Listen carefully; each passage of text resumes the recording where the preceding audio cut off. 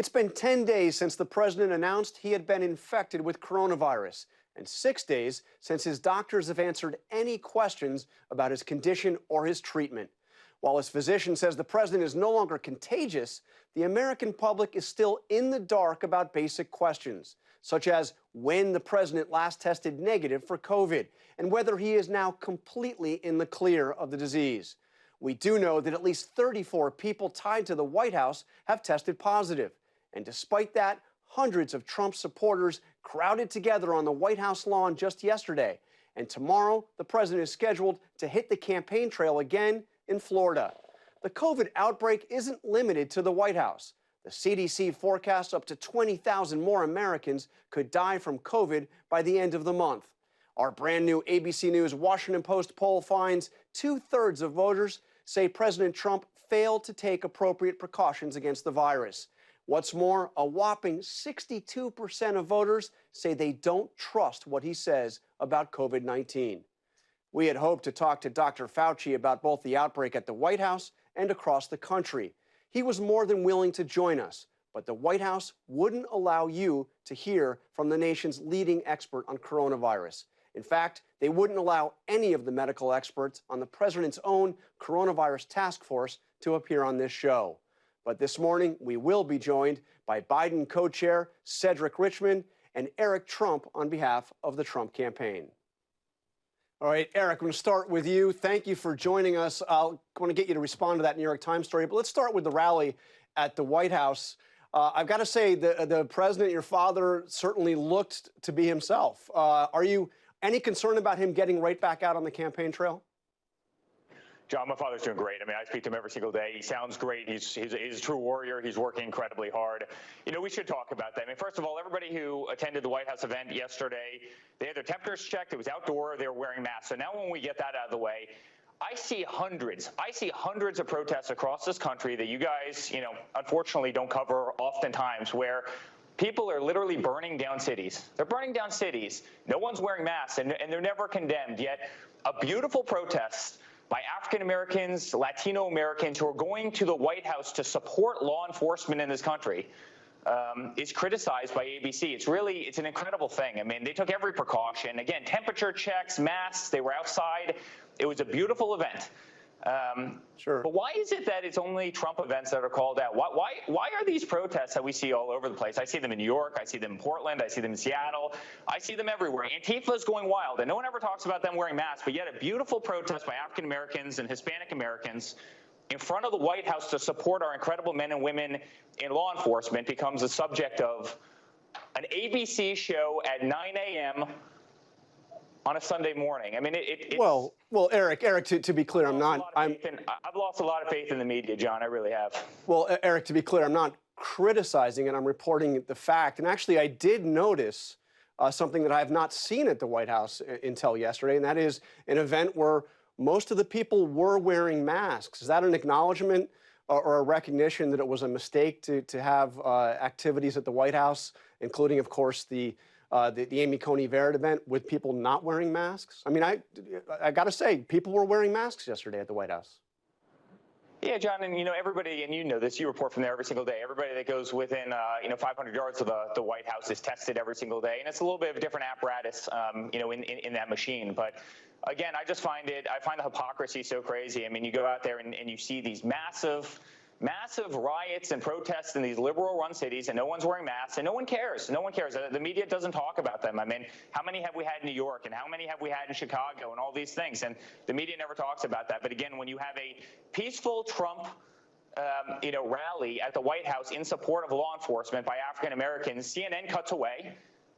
You know, MSNBC cuts away from those events. They don't want to show it. They don't want to show the support. It's pretty mind-blowing to me. I mean, we have covered the protests, and I do see a lot of protesters wearing masks as well. Let me ask you on your father's condition. When he spoke to Rush Limbaugh, he suggested there was a moment a time where he thought he might not make it. How bad did it get? Yeah.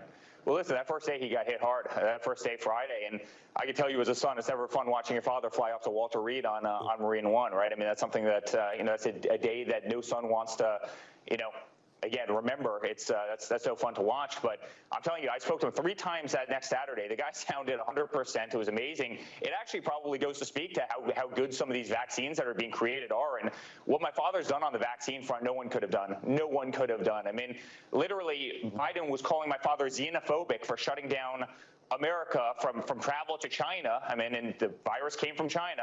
My father literally started day one creating this vaccine. He worked to push this vaccine, and now my father just took it. And you see how well he got over it. And, Wait, I think it's an inspiration. I think as Americans, John, we should be very proud of that. Can you clarify that? You said your father just took a vaccine? Meaning when he was in Walter Reed, the medicines that he was taking. And the therapeutics. Friday, he felt horrible. And on Saturday, again, I spoke to the man 3 times on Saturday, and he sounded tremendous. And I think it goes to show the power of medicine and in this country, and how far that that we've come on COVID in the last 6-7 months. So it looks like the debate commission has said that there will be a debate on October 22nd, an in-person debate. I want to ask you though, if you look at the first debate in Cleveland, you and other members of the Trump team were violating the rules that the commission had said in terms of wearing masks in the hall. We even saw Karen Pence at the VP debate get on the stage without a mask. Given the concerns now, will you commit that the Trump team will abide by those safety precautions that the commission put in place at the next debate? Will you be wearing masks? I'm happy to. John, I'm happy to wear a mask. I mean, I'm happy to wear a mask. What's interesting is the real story should be how Biden backed out of the debate that's supposed to take place in Miami, this Thursday. He didn't want to stand on a stage with my father, and that should tell you everything that you need to know about him. Literally, my father wants nothing more than to debate.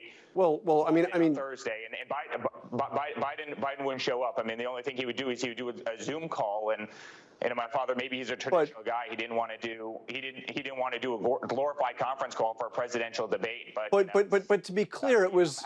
I'm happy to wear a mask. But to be clear, it was your father that pulled out of the debate. The debate commission said it would be a virtual debate. It was your father that pulled out of the debate. Are you ruling out, is a virtual debate something that just simply you will not agree to at all, so that this next debate absolutely has to be in person? My father wants to stand on the stage with his opponent. That's how debates have been handled in America for the last 200 years. You've stood there and you've debated somebody. And my father doesn't want to do it over a glorified conference call. He wants to stand on the stage, look somebody in the eyes, and Biden's not willing to do that. Now, Biden's willing to go to Pennsylvania or go to some state and do a town hall standing on the stage with 3 or 4 people. But he won't stand on the same stage as my father. My father doesn't want to do a conference call debate. He wants to stand on the same stage as a person. Gotcha. That's how we've done it forever. And, by the way, my father's still willing to do it. He still wants to do the debate in Miami on Thursday. So if Joe wants to accept, he'll certainly be there. So Vice President Pence, when he debated Kamala Harris, he said it was a privilege to be on the stage with her, recognized her history-making pick as Biden's running mate. And then the next day, your father said that she was a monster. Why? Yeah. How is Kamala Harris a monster? Why did he say that? Well, I think there are a lot of the stances that she takes that are just, they're mind-boggling to me. I mean, she's come out and she's called to abolish law enforcement. She's, compared members of ICE to the KKK in a congressional hearing. She wants to take away 180 million private health care plans in this country. Last week, she was coming out talking about how she wanted to limit the amount of red meat that Americans could eat. I mean, Eric, political differences, and I think you've mischaracterized her positions in that litany, but political differences are one thing. A monster? You're calling the Democratic vice presidential nominee a monster, your father did? How is that? I mean, I don't get it. John, you're also dealing with a person who's willing to lie every single day. It's amazing. One day, they're calling for let's Kamala Harris and frankly Joe Biden, but let's abolish all law enforcement. And then they get to Pennsylvania and they no longer want to abolish law enforcement. But Eric, I'm sorry, they haven't called for abolishing all law enforcement. That is something that they just haven't done. So let's stick to the facts. Let's move to this New York Times story. This is a big story in the New York Times. Let's go back to that. Wait. Biden has come out and said that he wanted to defund police. He wanted to reallocate the funding for police. He's clearly stated lots and lots of times he doesn't want to defund the police. Let me ask you about the New York Times story on their investigative series on the president's tax documents. They write in their latest investigation, and I found, quote, over 200 companies, special interest groups, and foreign governments that patronized Mr. Trump's properties while reaping benefits from him and his administration. And here are some of the specifics on this graphic. 5 members of Mar-a-Lago offered ambassadorship. One company granted 10 new federal contracts worth $1.3 billion, and that the president would go and ask what guests at his properties wanted from the government. So let me ask you, lots of specifics in this story. You guys didn't respond to the New York Times. Here's your chance. What's your response? My response is that we've lost a fortune. My father's lost a fortune running for president. He doesn't care. He doesn't care. He wanted to do what was right. The last thing I can tell you Donald Trump needs in the world is this job. He wakes up in the morning and he has to fight you, and he has to fight the entire media, and he has to fight the Democrats, and he gets punched in the head every single day. And he wakes up and he fights for this country, and he fights against the lunacy of the radical left. And he created the greatest economy, and he created the most jobs, and he rebuilt the military, and we're no longer getting ripped off by Mexico and China and every other country, and we're no longer getting ripped off in terms of health care. He's creating peace in the Middle East. But back to the story. But back to the story. He doesn't need this job, and he's lost.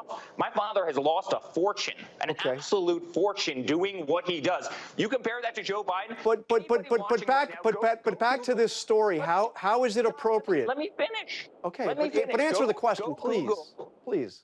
Go Google Biden's house right now and tell me if you think that a person who's been in government for 47 years can afford that mansion on the water in Wilmington, Delaware. Eric, I can tell you they can't. And I'd ask you to go look at Maxine Waters. But will you address what the New York Times revealed in their investigation, which is all of these companies and individuals who have spent money, lots of money, at Trump properties that have gone on to get big government contracts and other favors from the Trump administration? How is that not, at the very least, a huge appearance of a conflict of interest? We're a hospitality company. We've got tens of millions of people staying at our properties every single year. The New York Times is absolute fake news. All they want to do is take down my father. And you know what's really interesting about the New York Times? I'm glad you mentioned them. Every single day, starting literally the morning of the debate, they've dropped some story that they've been sitting on for literally the last 6 months or year or 2 years to try and influence the election. It's horrible. I mean, you know, the media is gone in this country. The media is gone in this country. I mean, even when I hear the tone of this conversation, I mean, the media has become the activist arm for the Democratic Party. Eric, nothing's fair. Eric, we're asking legitimate questions. One last one. The New York Times report also said that the president owes some $400 million. Don't the American people have a right to know who he is indebted to, who the president of the United States owes money to? Can you clarify that for us? John, it's in his financial disclosures. You know exactly who the money's owed to. That's another Democratic talking point that you know exactly who the money's owed to. My father's worth billions of dollars.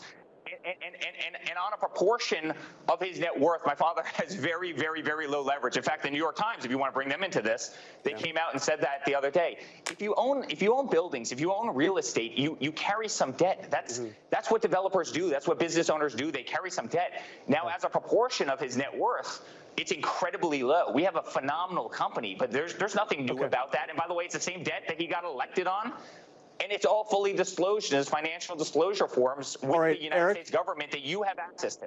Eric, thank you for joining us. I appreciate your time on this Sunday morning. Thank you. Hi, everyone. George Stephanopoulos here. Thanks for checking out the ABC News YouTube channel. If you'd like to get more videos, show highlights, and watch live event coverage, click on the right over here to subscribe to our channel. And don't forget to download the ABC News app for breaking news alerts. Thanks for watching.